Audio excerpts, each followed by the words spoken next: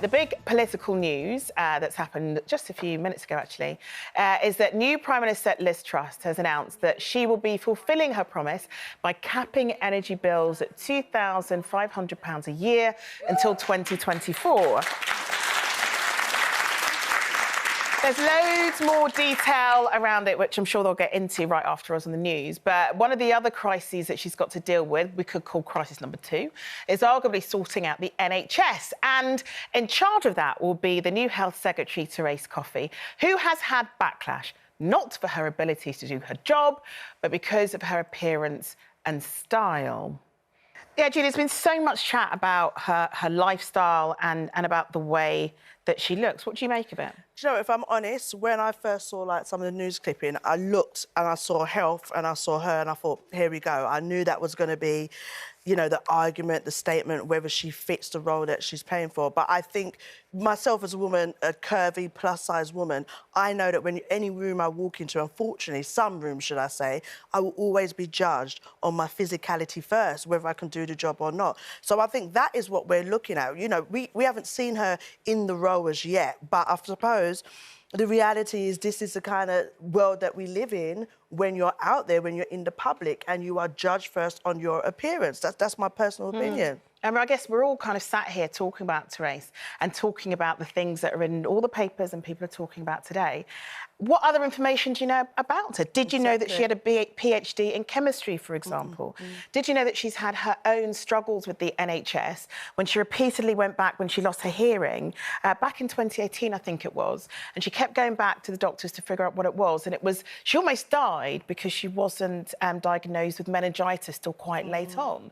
And she did lose her lots of things about the ability and the functions of her body, including remembering the word for slippers, for example. So why then, do you reckon, Nads, why do you think there is just this obsession with looks and lifestyle? Because I think she's been pictured smoking a cigar and stuff. Well, that made me quite like her. Oh, cigar and Jack Daniels. Normal person. But actually, I am not too interested in her weight.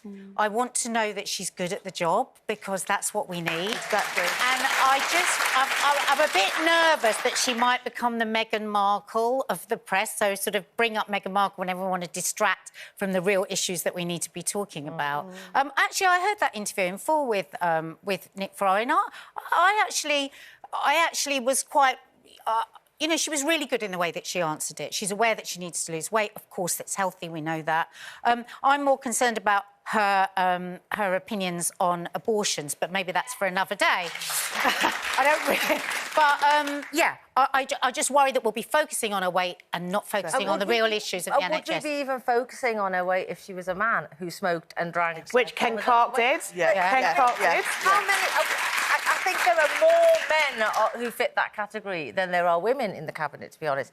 And we wouldn't name and shame like this. It is body shaming to a certain extent. It is. And it's distracting. And I think what you're saying is true. Could you imagine how many people have probably gone for a job or a particular role and has not been given it just by their appearance, whether it's their size, whether it's their face. But don't you think it's also reminiscent of what happened to the Danish Prime Minister? Wow. Oh, I was so annoyed we weren't on air for that. I was so angry. I mean, she had to do a drug test, didn't she? She'd gone to a party. And this is a little like that. She's a woman, she's smoking, she's drinking. No one's discussing the competency. Like, just let her have a chance to prove whether she could do it, because she'll have all eyes focused on her now, and it's one of the hardest jobs in the whole cabinet. You know, how many times have we slagged off enough health secretaries? She's got a lot, you know, she's got a lot to live up to now. So rather than focusing on what she looks like and what size she is, I don't know how many units of alcohol she has from that photograph. You know, we're judging a lot. And she's got a massive job on, because Liz Truss in her opening speech promised us all that we're all going to get to see our GPs and the NHS is going to be sorted out. She said that, so she set her friend up for a big job. She really did. All right, well...